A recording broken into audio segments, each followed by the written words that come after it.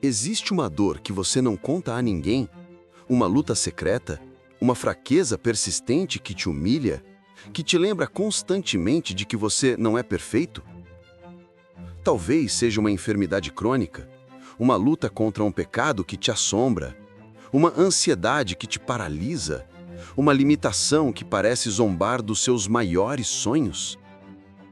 Nós admiramos os heróis da fé como se fossem feitos de mármore, intocáveis, perfeitos.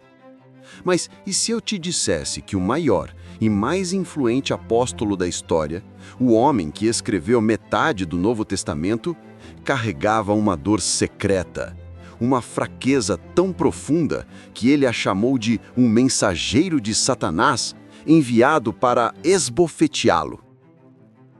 Em sua segunda carta aos Coríntios, Paulo nos abre o coração e revela seu segredo mais vulnerável: um espinho na carne.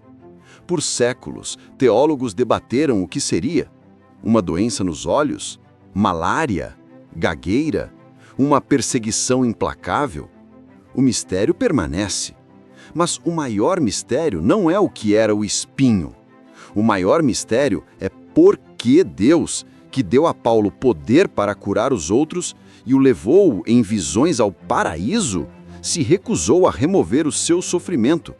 Qual o propósito divino por trás de uma oração não respondida de um homem tão poderoso? Esta mensagem é para você que tem orado por livramento e só encontrou o silêncio. Para você que se sente fraco, falho e se pergunta se Deus pode realmente te usar. Para você que olha para os seus espinhos e os vê como um sinal de desqualificação, de rejeição. A resposta que Deus deu a Paulo não era o que ele queria, mas era o que ele e todos nós precisamos ouvir. É uma revelação que transforma a nossa perspectiva sobre a fraqueza, o sofrimento e o verdadeiro poder de Deus. Até o final deste vídeo, você vai entender por que Deus permite certos espinhos em nossas vidas e vamos descobrir juntos a única resposta que libera o poder do céu justamente no ponto da nossa maior dor. Irmãos, hoje vamos descer do pedestal de performance religiosa e entrar no lugar da vulnerabilidade honesta. Vamos caminhar com Paulo em sua angústia para descobrir um poder que só se manifesta na fraqueza. Fique comigo, pois você está prestes a descobrir que o seu espinho não é o seu fim, mas o portal para a manifestação da glória de Deus.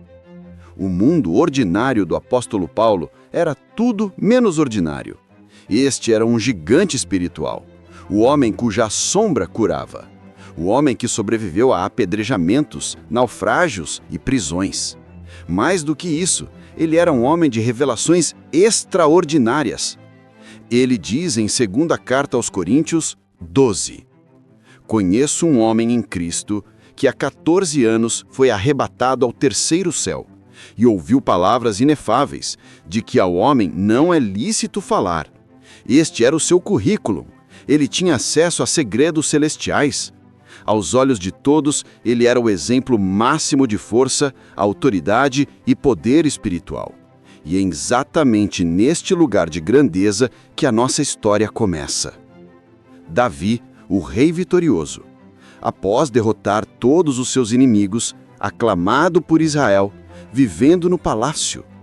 É no auge do poder e do conforto que a maior vulnerabilidade e a maior queda de Davi aconteceram.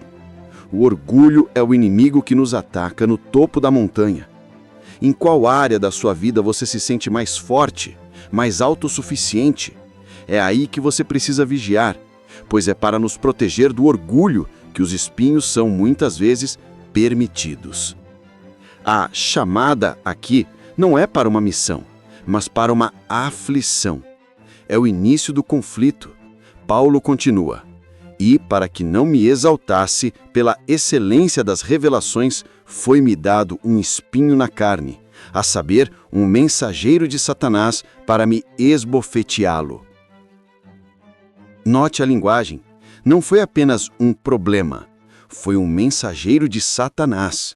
Uma aflição com propósito, designada para me esbofeteá-lo, para humilhá-lo, para mantê-lo no chão.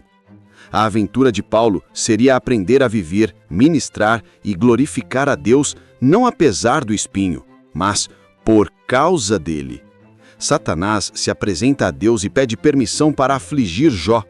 A aprovação de Jó também foi um ataque permitido, com um propósito maior que ele não conseguia ver no momento da dor. Deus pode usar até o ataque do inimigo para cumprir seus propósitos. Se você crê nisso, comente: tudo coopera para o bem. A recusa de Paulo é a reação mais humana e natural que poderíamos imaginar. Ele se recusa a aceitar essa condição. Ele faz o que qualquer um de nós faria.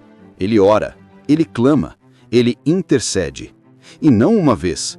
Por causa disto, 3 vezes roguei ao Senhor que o desviasse de mim. 3 vezes. Um número que na Bíblia significa intensidade, completude. Como Jesus no Getsêmani, que orou 3 vezes para que o cálice fosse afastado, Paulo buscou o livramento com toda a sua alma. Ele não queria ser um herói sofredor. Ele queria ser curado. Ele queria o alívio. Esta é a recusa em aceitar a fraqueza como parte do plano. Moisés e sua dificuldade de falar. Ele pediu que Deus enviasse outro em seu lugar. Ele recusou o chamado baseado em sua fraqueza. Deus não removeu a fraqueza, mas prometeu ser com sua boca. Eu orei por anos para Deus mudar uma situação na minha família. Eu jejuei, eu clamei, e o silêncio era ensurdecedor. Eu senti como se Deus tivesse me abandonado. Eu estava como Paulo, recusando a aceitar a resposta que eu não queria. E então, após a 3ª oração, o Mestre responde: o céu se abre. Mas a voz de Deus não diz: seja curado, ou o mensageiro de Satanás está repreendido. A voz de Deus diz algo muito mais profundo, muito mais revolucionário. E disse-me: a minha graça te basta, porque o meu poder se aperfeiçoa na fraqueza. Esta é a resposta. Este é o encontro com o Mestre, a sabedoria divina que vira a lógica humana de cabeça para baixo. Deus não oferece a Paulo a remoção do problema, mas a suficiência da sua graça no meio do problema. Desesperado e querendo morrer, Elias encontra a Deus não no vento, no terremoto ou no fogo, mas num cicio tranquilo e suave. A resposta de Deus raramente vem na forma que esperamos. A graça de Deus é o que nos sustenta. Se você precisa dessa graça hoje, siga este canal para ser fortalecido na palavra e comente: a tua graça me basta, Senhor. Este é o momento em que Paulo cruza o lumiar.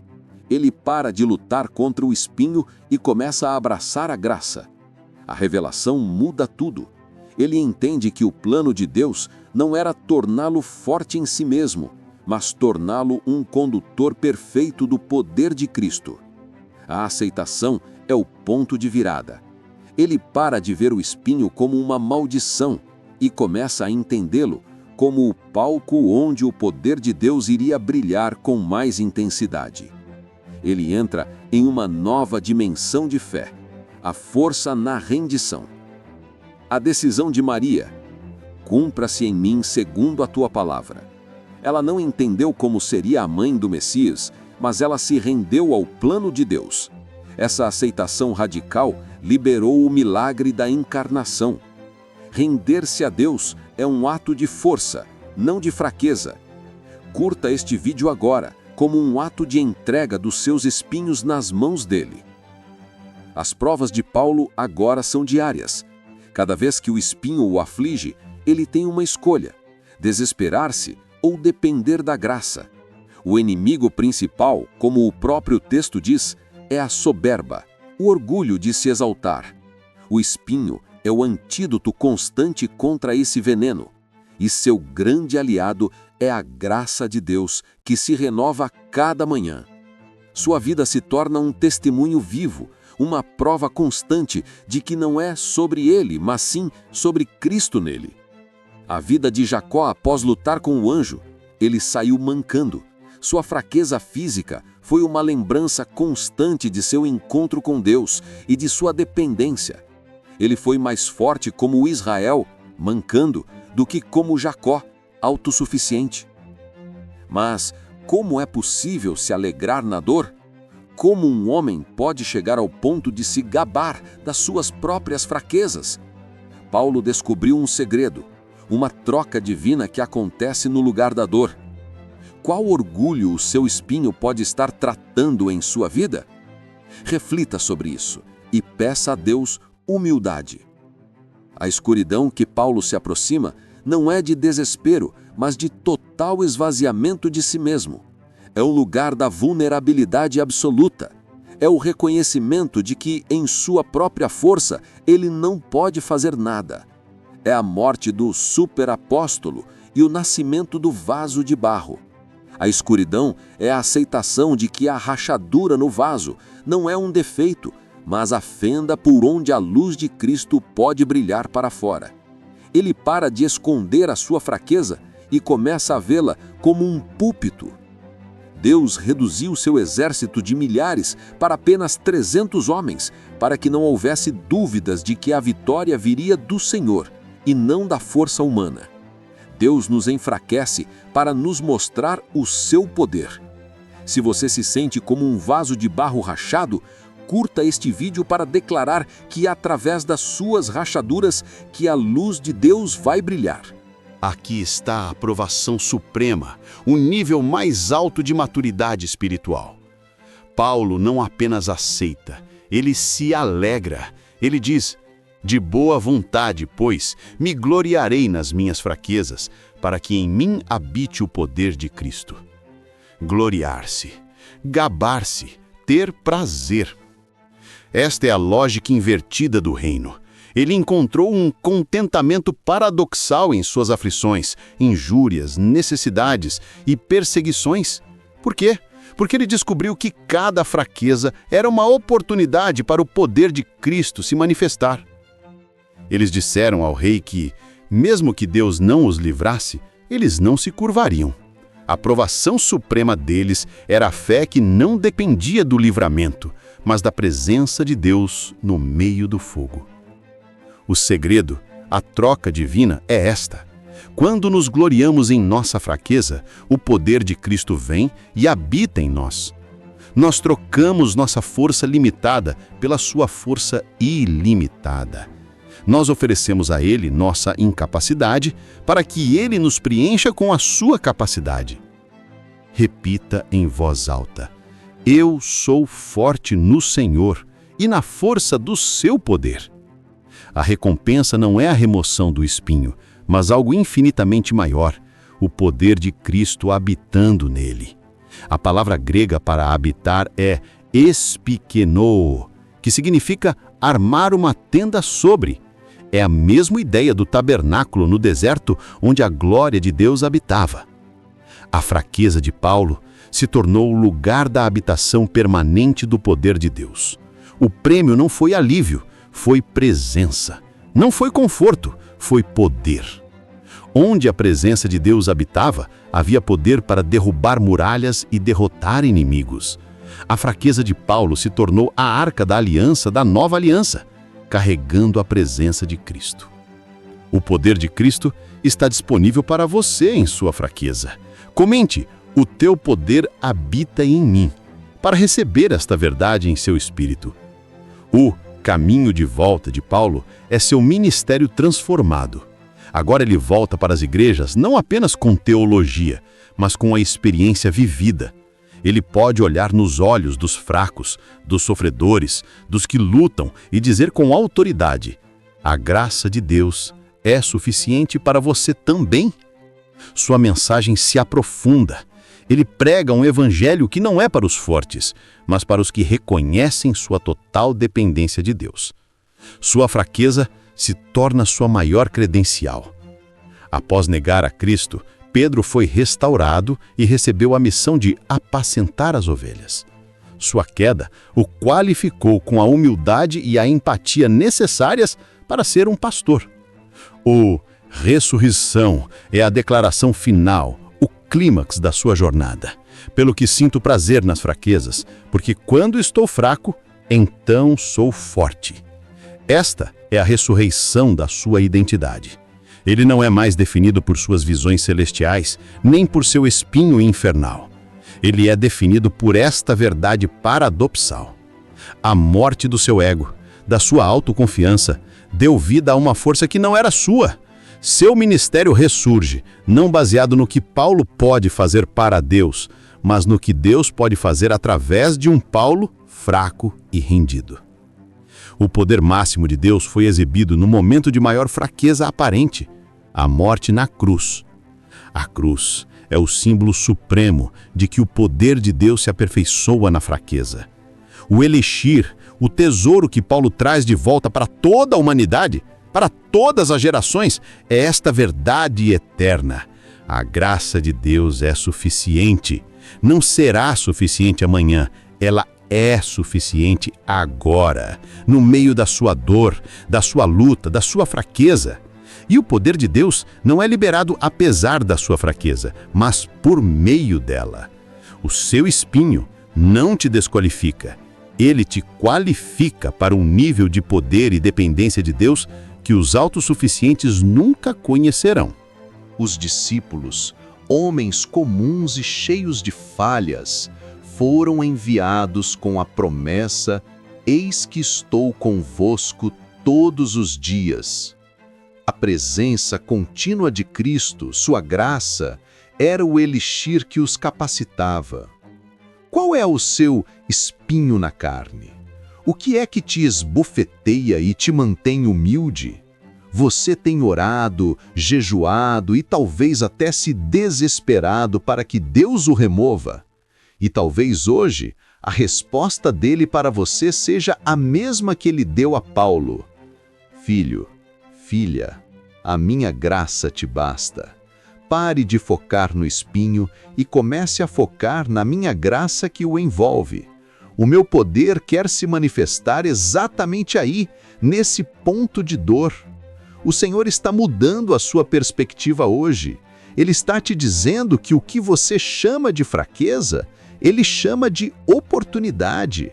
O que você chama de limitação, Ele chama de palco para a glória dele. Deus não está procurando por vasos perfeitos, Ele está procurando por vasos vazios e rendidos. Permita que o poder de Cristo arme uma tenda sobre a sua fraqueza. Permita que a força dele seja a sua força. Não amaldiçoe o seu espinho. Deixe que ele te leve para mais perto de Deus. Deixe que ele te mantenha dependente, pois é no lugar da sua maior fraqueza que você encontrará a força mais extraordinária que existe, a força que vem do próprio Cristo. Se esta mensagem trouxe consolo e força ao seu coração, inscreva-se neste canal agora mesmo e ative o sino. Queremos continuar a te lembrar que você é forte no Senhor. Pense em alguém que está lutando, que se sente fraco e desqualificado. Esta mensagem pode ser a resposta de Deus para a oração dessa pessoa. Seja um instrumento da graça. Compartilhe este vídeo e declare esta verdade sobre sua vida nos comentários, escrevendo #Quando estou fraco, sou forte. A minha graça te basta, porque o meu poder se aperfeiçoa na fraqueza. 2 Coríntios 12:9.